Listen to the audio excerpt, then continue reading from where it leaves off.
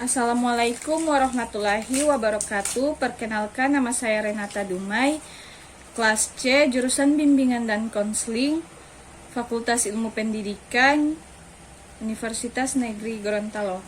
Baiklah, video ini dibuat untuk memenuhi tugas mata kuliah Psikologi Sosial. Nah, dalam video ini saya akan menjelaskan tentang materi saya, yaitu self. Oke, baiklah.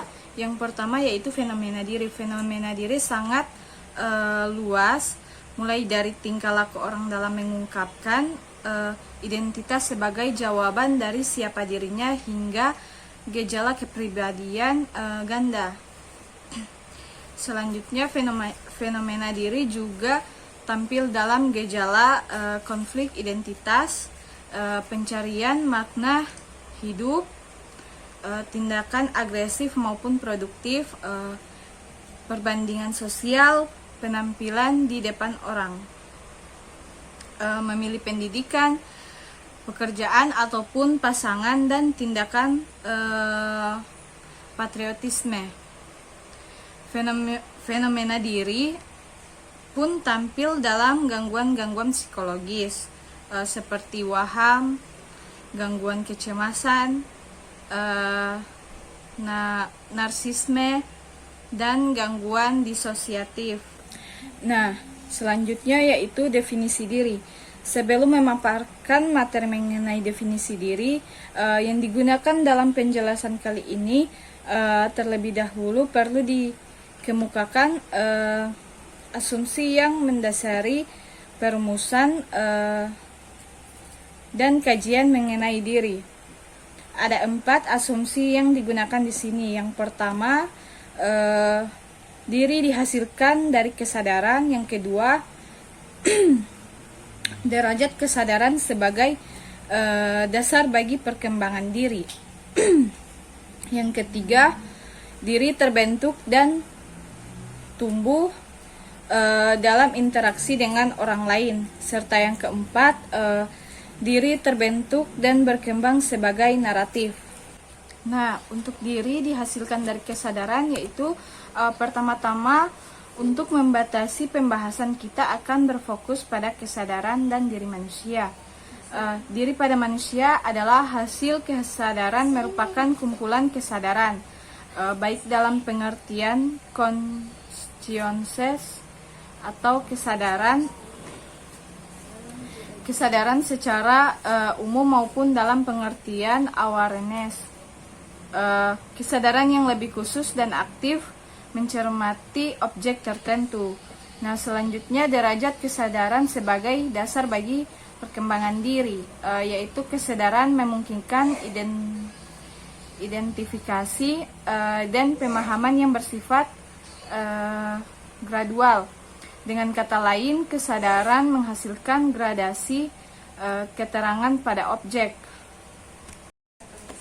Nah, selanjutnya yaitu diri terbentuk dan tumbuh dalam interaksi dengan orang lain.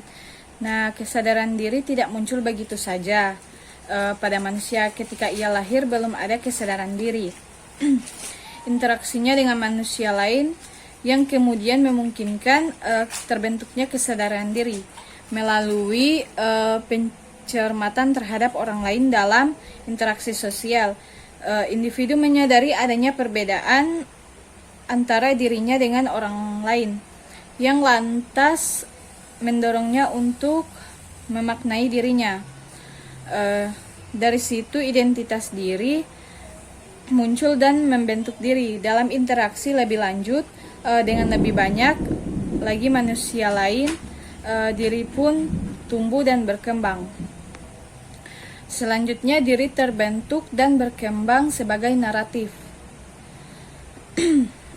Asumsi diri terbentuk dan berkembang sebagai naratif ini menunjukkan pada konsep identitas naratif dari Ricoeur 1992.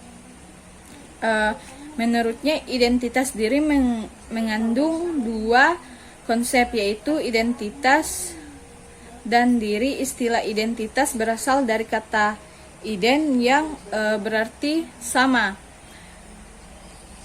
tetap dan berubah. Di sisi lain, identitas diri juga mengandung pengertian diri yang bersifat reflektif, berinisiatif, dan menentukan diri sendiri. Baiklah, itulah penjelasan singkat dari saya tentang materi mengenai self. Selanjutnya saya akan menampilkan video tentang materi self.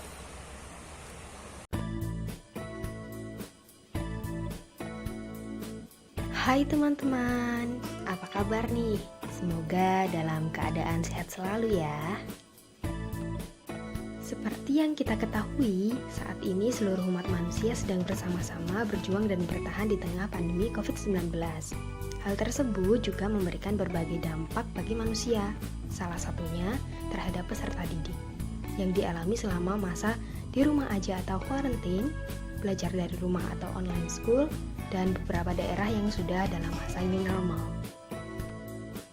Dampak yang dialami misalnya, tingkat kemageran meningkat, menjadi kecanduan sosial media seperti YouTube, Instagram, Facebook, dan lain-lain. Merasa insecure terutama pada masa depan karena banyak rencana yang terhambat. Dan overthinking karena semakin gabut kita, membuat semakin banyak berpikir tentang berbagai macam hal yang akhirnya dapat membuat stres. Jadi, apa yang harus dilakukan? Nah, langkah yang perlu ditempuh adalah mengenali dan memahami self-control.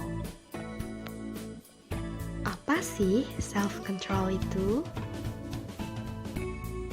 Self-control atau pengendalian diri adalah kemampuan mengatur diri sendiri, baik secara fisik, psikologis, kognitif, dan perilaku, yang dapat membawa individu ke arah positif.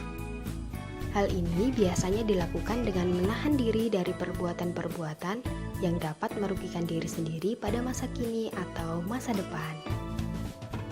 Ada 3 jenis tipe atau aspek self-control, yaitu yang pertama adalah kendali tingkah laku atau behavior control, merupakan kemampuan individu untuk mengendalikan perilaku ketika ada hal yang tidak menyenangkan sehingga dapat tetap berperilaku secara positif dan tepat. Misalnya masalah mager dan candu sosmed. Dengan behavior control yang baik, individu akan dapat mengendalikan dirinya untuk tidak melakukan hal yang tidak berguna dan beranjak beraktivitas yang dapat mendatangkan manfaat. Kedua, kendali kognitif atau cognitive control merupakan kemampuan individu dalam mengolah informasi yang tidak diinginkan dengan cara menginterpretasi, menilai, atau menghubungkan suatu kejadian dalam suatu kerangka kognitif sebagai adaptasi psikologis atau mengurangi tekanan. Misalnya, masalah insecure dan overthinking. Dengan cognitive control yang baik, individu akan dapat mengatur cara berpikirnya menjadi lebih rasional dan dalam porsi yang tepat. Ketiga, mengontrol keputusan atau decision control merupakan kemampuan seseorang untuk memilih hasil atau suatu tindakan berdasarkan pada sesuatu yang diyakini atau disetujuinya, sehingga individu dapat mengambil keputusan untuk bertindak secara tepat.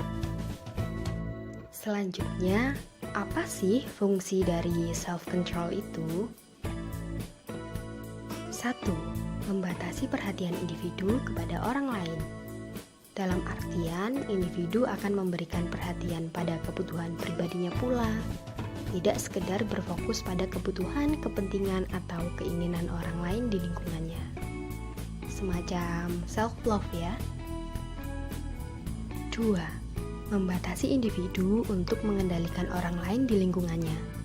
Individu akan dapat membatasi ruang bagi aspirasi dirinya dan memberikan ruang bagi aspirasi orang lain, supaya terakomodasi secara bersama-sama. 3.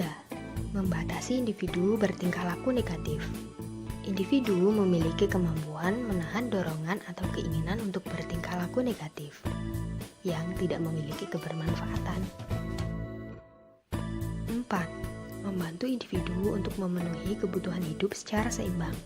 Individu akan berusaha memenuhi kebutuhan hidupnya dalam takaran yang sesuai dengan kebutuhan yang ingin dipenuhinya. Dan yang terakhir adalah make you happier. Iya, dengan memiliki self-control yang baik, maka kita akan mendapatkan berbagai macam manfaat dan akan membuat hidup kita menjadi lebih bermakna dan bahagia.